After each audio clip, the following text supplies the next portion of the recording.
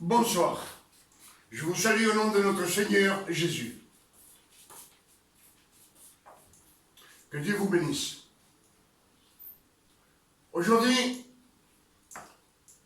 je suis content d'être devant vous, de vous apporter un message. J'ai le privilège et la joie de vous apporter le message de la grâce de notre Seigneur Jésus-Christ. Et je suis heureux d'être encore une fois parmi vous. Ce message que je vais vous porter, c'est un message de connaissance, d'évangélisation, mais sur la grâce, qui peut servir pour tout le monde. Et mes souhaits, ce que je veux, c'est de pouvoir ouvrir l'esprit des yeux de votre cœur. C'est mon meilleur souhait. Pour ça, ce message que je vais annoncer ce soir, ce message, il est pour toi. Toi qui es en train d'écouter mon message, toi qui regardes mes vidéos, toi qui es chrétien ou chrétienne, toi qui aimes Dieu, toi qui aimes Jésus, toi qui lis les Saintes Écritures de la Bible, toi qui es baptisé, et que tous les dimanches, tu prends le vin et le vin, la nouvelle alliance à notre Seigneur Jésus-Christ. Ce que je vais vous dire ce soir vient des Écritures, ça ne vient pas de moi. Tout ce que je veux vous dire vient des Écritures, vient des Évangiles.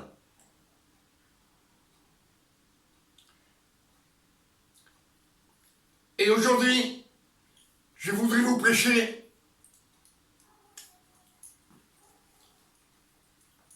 par rapport à la condamnation et au jugement. Quand on juge quelqu'un, alors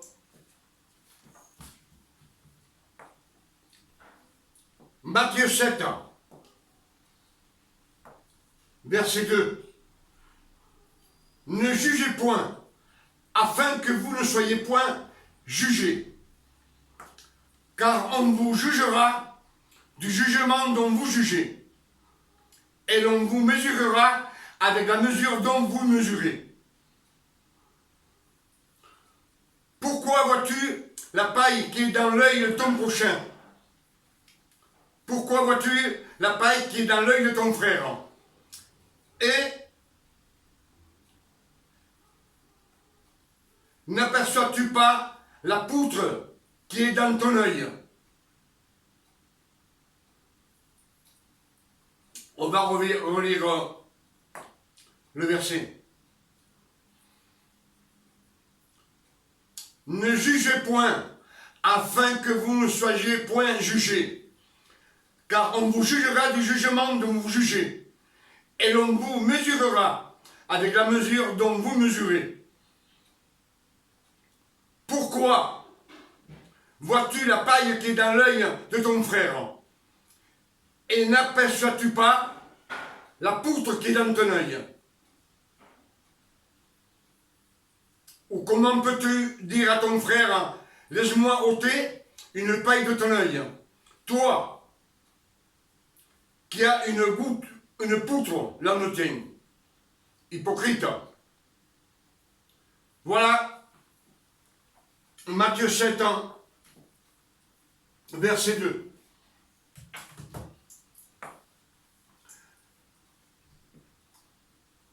Alors c'est sur le jugement qu'on peut faire sur nos frères. Quand on dit à ton frère, tu as fait ça de mal, la paille, c'est pas de l'herbe. La paille vient du blé. C'est un chrétien qui a donné du fruit. Malgré lui, il a péché. C'est ce que disent les Écritures. La paille vient du blé, c'est pas de l'herbe. La paille, le blé a été édifié, malgré qu'il a péché. La poutre, elle a été édifiée. Elle est plus grosse, elle est plus grande. On peut la comparer au prédicateur.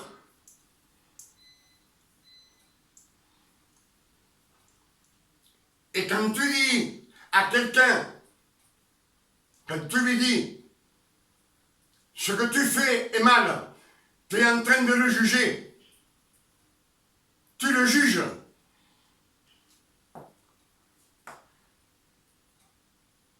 Et Dieu dit, non, tu ne jugeras point.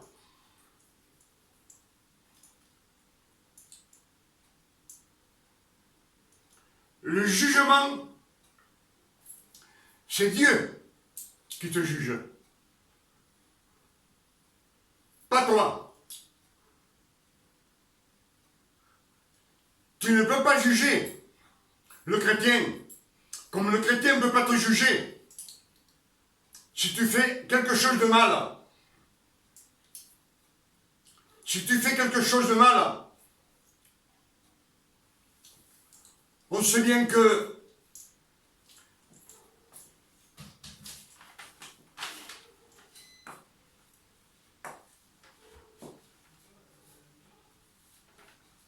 on ne peut pas, on n'a pas le droit de juger quelqu'un, même si on est prédicateur.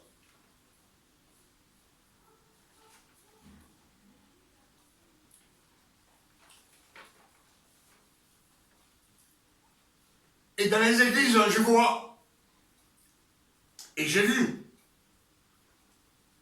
comme on juge quelqu'un, et en plus on le condamne.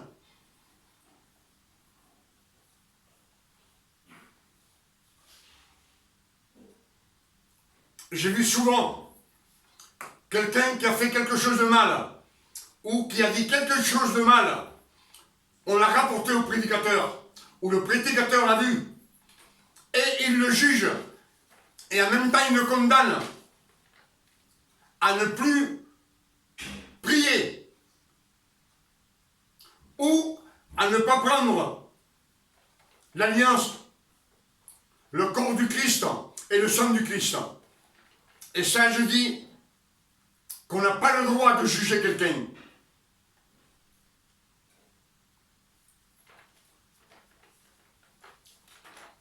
Dieu dit, tu ne jugeras point pour ne pas être jugé.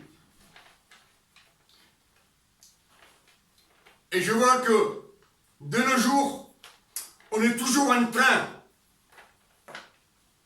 parce qu'on peut critiquer quelqu'un qui n'est pas là. On peut dire, celui-là, il a fait ça, si c'est vrai, on peut le dire, ce qu'il a fait. On se raconte, mais lui, il n'est pas là, tu ne le juges pas. Et tu ne pointes pas du doigt, parce que lui, il ne sait rien de tout ça. Mais quand tu vois quelqu'un en face de toi, et tu lui dis, tu as fait ça de mal, et tu le juges en ce moment, et si tu lui mets la condamnation en plus, c'est que tu juges et te condamnes. Toi, et tu n'as pas le droit. Dieu dit que tu n'as pas le droit de juger. Tu seras jugé de la manière que tu juges.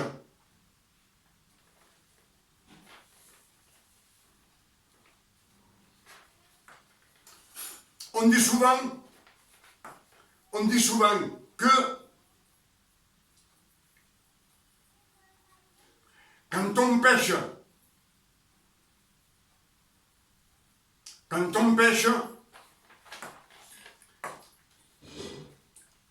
l'Esprit Saint te reprend. Il te dit, t'as péché. C'est pas vrai. L'Esprit Saint ne juge pas. L'Esprit Saint ne t'accuse pas.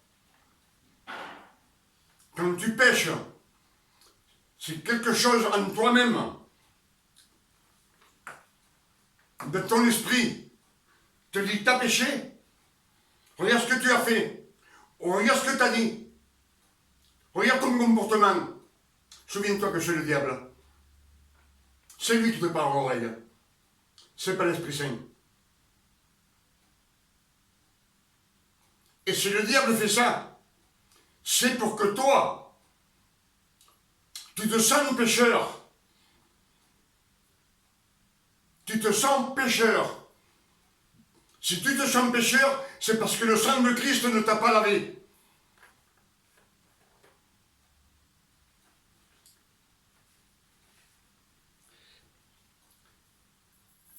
Et quand tu as fait quelque chose de mal, ou que tu as dit une mauvaise parole, le diable intervient, il te dit à l'oreille, tu as péché, tu as fait une mauvaise chose. Et tout ça, c'est enfin que tu demandes pardon à Dieu. Parce qu'en demandant pardon à Dieu, tu ne reconnais pas que Christ t'a lavé de tous tes péchés. Et que tu es encore sale. Et que tu es saint devant Dieu. Tu ne le reconnais pas. Et nous sommes saints devant Dieu. Quand tu marches dans la grâce, tu es saint devant Dieu. Parce que le sang de Christ t'a lavé. Il t'a lavé. Pour ça, je vous dis que beaucoup croient que c'est le Saint-Esprit qui leur parle à l'oreille. Pour qu'ils se sentent accusés. Et qu'ils reprennent de leurs faits ou de leurs actes. Pour qu'ils se reprennent de leurs faits ou de leurs actes. Et ce que je peux vous dire, c'est que Christ nous a lavé de tout péché. Dieu, quand il nous regarde, je l'ai dit dans beaucoup de vidéos que j'ai fait ultérieurement, Dieu nous voit saints, sans péché. Parce que lui nous a lavés. Les péchés n'existent plus. Ils ne sont même pas visibles. Parce que ce qui n'est pas visible existe. Mais ils ne sont même pas visibles. Et comment vous expliquer? Vous voyez, ce petit short, supposez qu'il soit plein de taches.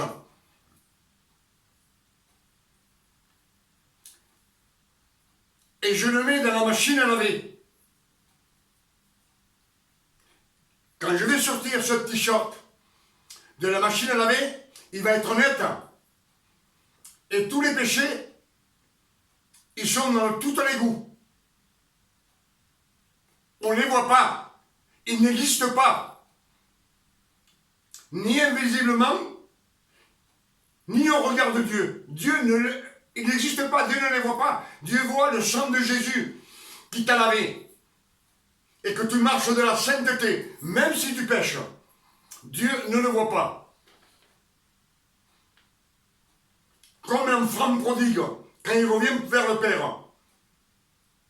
Dieu ne voit pas ses péchés. Il n'en tient pas compte, il ne lui demande même pas s'il est sale. Il lui fait plein de cadeaux sous la grâce.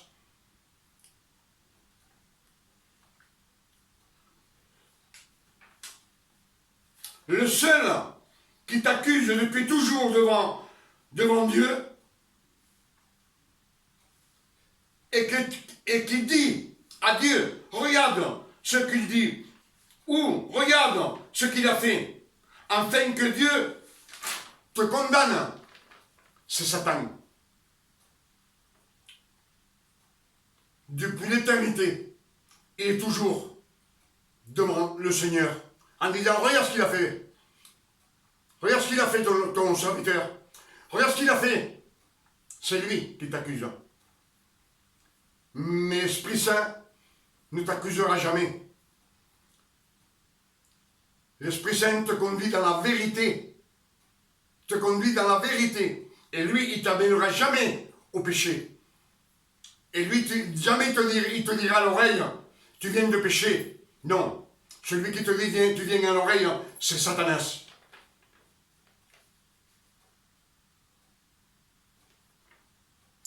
C'est ce que je voulais vous expliquer ce soir. Et ce que je vais vous dire,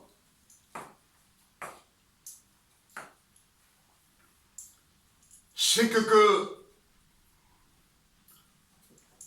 j'ai une petite note, excusez-moi.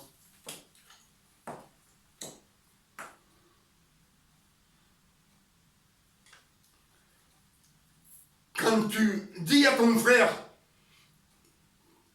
tu as fait ça, c'est mal fait, tu es en train de le juger. Parce que tu le dis en face.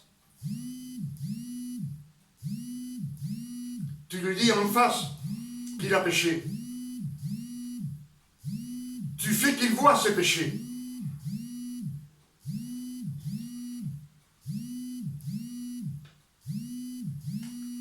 Et en plus, si tu le condamnes, mais c'est encore pire. Parce que tu le juges. Et en plus, tu le condamnes. Je t'arrête. On t'enlève la carte.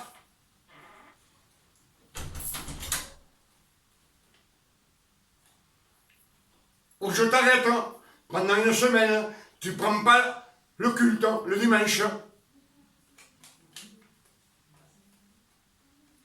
Là, c'est encore pire. Parce que tu le juges. Et en plus, tu le condamnes. Je ne sais pas si vous me comprenez. Et Dieu te dit, ne juge pas.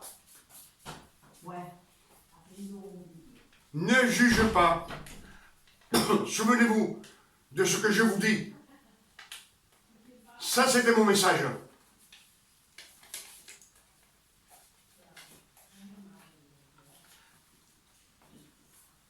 Et je vais vous dire autre chose. Dieu te dit, heureux l'homme qu'il construit sa maison sur le roc. Le roc, on sait toujours que ça représente Jésus.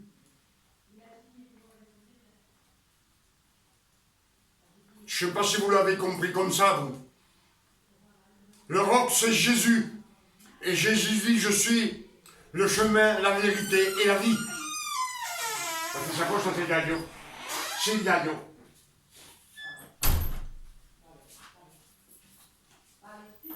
Excusez-moi. Un homme qui bâtit sa maison sur le roc, c'est qui prend la part de Jésus, sous la grâce de Jésus.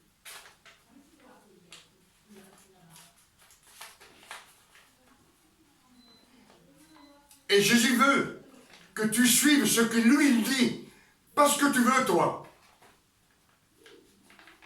Ce que toi tu veux, tu le gardes pour toi. Comme disait l'autre. Tu lui impliques à ta femme, si tu veux, ou à quelqu'un d'autre. Un homme qui bâtit sa maison dans le sable, un homme qui bâtit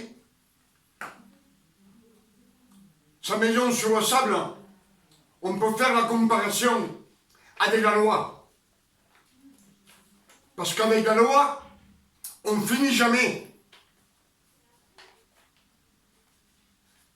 On est toujours pécheur. On est toujours pécheur sur la loi. Et Dieu te voit pécheur. Et on peut comparer aussi avec une fausse doctrine. La fausse doctrine, c'est quand on ajoute des choses sur la grâce, sur la parole, on ajoute des choses. Et Paul dit un peu de pâte avec quelques semences qui ne sont pas des Écritures. Tout est perdu.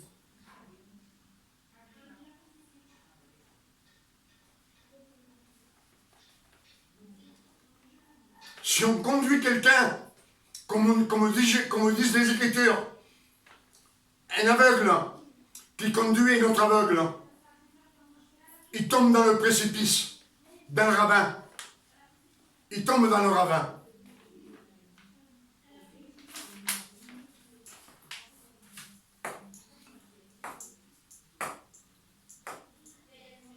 On sait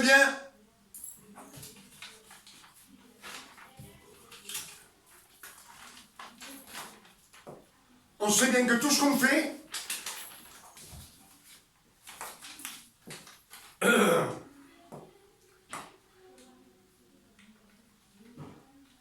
on le fait pour Dieu, pour être agréable à Dieu. Nous jugeons très souvent pour servir Dieu et pour aider nos frères. C'est pour ça qu'on juge, très souvent. Pour servir Dieu. On le fait par amour. Et pour aider nos frères.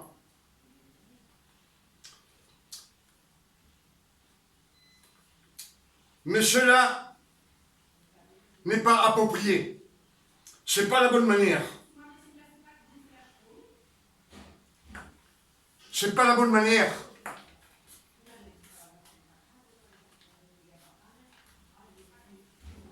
Parce que si le Seigneur te dit qu'il a une paille dans l'œil, c'est-à-dire qu'il est pécheur, malgré qu'il est chrétien, mais toi, qui es une poutre, et t'es édifié, toi aussi t'es un pécheur. Même si tu ne veux pas être pécheur, tu es pécheur. Pourquoi? Parce que tu es en train de juger. Et à plus, tu es en train de condamner. Regardez les Écritures. C'est ce que je voulais vous dire ce soir. Ça a été une petite prédication sur la grâce. Mais souvenez-vous ce que je vous ai dit.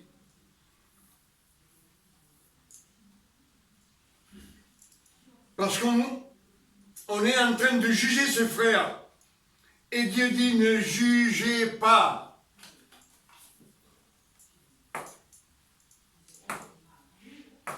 Et en général, vous, dans les églises, on juge et on condamne. Si quelqu'un pêche, vous lui enlevez l'alliance qui représente le corps de Christ et le sang du Christ. Si un corps n'a pas le sang de Christ, le péché s'attache à toi. La mort s'attache à toi.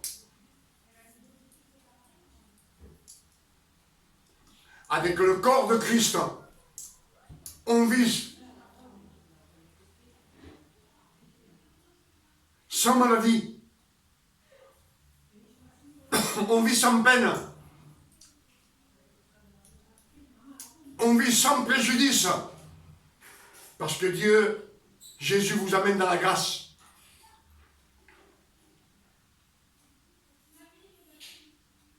Si le sang de Jésus, il est à côté, dans un seau, comme quand l'ange de la mort, je crois que vous connaissez le récit, quand l'ange de la mort passe en Égypte, Dieu dit, prenez un agneau et son sang, mettez-le sur la porte.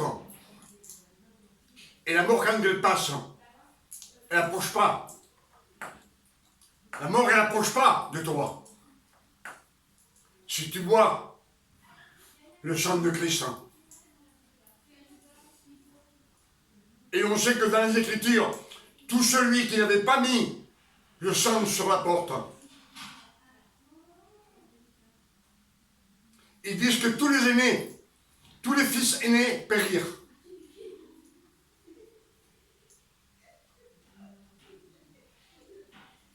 Donc, avec le sang de Christ, on est dans la grâce. Et dans la grâce, ils ne pénétraient pas où ils étaient. Les Hébreux, ils étaient là. Les plus vieux, les plus jeunes, personne ne périt. Personne n'est mort. Je pense que je me suis fait bien comprendre. Jésus, dans les Écritures, il dit, celui qui ne prend pas mon corps, qui ne mange pas mon corps et qui ne boit pas mon sang, je ne suis pas en lui. Et il n'est pas en moi. Donc il est hors de Jésus.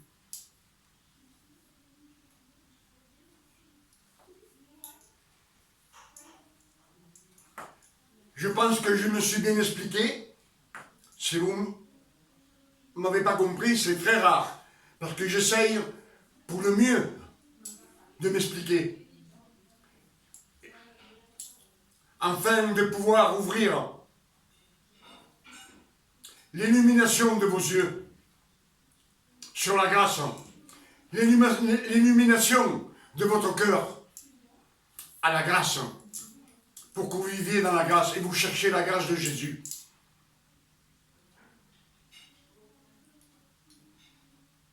Jésus, c'est le rocher. C'est pas le mont Sinaï. Le mont Sinaï, c'est une malédiction. La loi qu'on a donnée à Moïse, la loi a été donnée par intermédiaire d'un homme, Moïse. Dieu a donné la loi par intermédiaire à un homme. La grâce et le salut nous vient de Jésus-Christ par l'Esprit Saint. Les révélations qu'il nous donne, c'est directement du ciel à nous.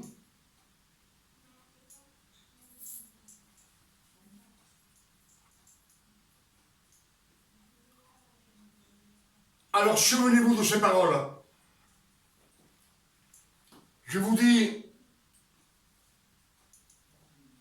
à bientôt et que Dieu vous bénisse et vous garde.